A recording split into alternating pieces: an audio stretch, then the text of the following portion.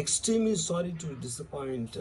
అంటే ఇప్పుడు ఏదో ఉనికిపోతున్నాను, మంచం కింద కూర్చొని ఏడుస్తున్నాను అని అందరూ what ever the media speculating, వాళ్ళందరికీ చిన్న డిసప్పాయింట్మెంట్గా ఉండొచ్చు వీడియో.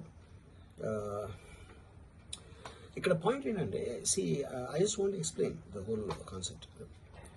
ఇప్పుడు నేను ఆల్మోస్ట్ ఒక 1 year బ్యాక్ ఏదో ట్వీట్స్ పెట్టాను అనే ఎలిగేషన్. ఆ ట్వీట్స్ ఎవరో మనోభావాలు దెబ్బతిన్నాయి. ఇక్కడ విచిత్రం ఏంటంటే 1 year బ్యాక్ పెట్టిన ట్వీట్స్ 4 డిఫరెంట్ ప్లేసెస్లో, 4 డిఫరెంట్ జ్యూరిస్డిక్షన్స్లో నలుగురికి ఒకే 3-4 రోజుల వ్యవధిలో వాళ్ళ మనోభావాలు దెబ్బతిన్నాయి. వాళ్ళు ఆ పరంగా కంప్లైంట్ ఇవ్వడం, కేసులు పెట్టడం జరిగింది. ఇక్కడ పాయింట్ 1, ఎవరి మీద అయితే నేను పెట్టానని వాళ్ళు చెప్తున్నారో వాళ్ళకి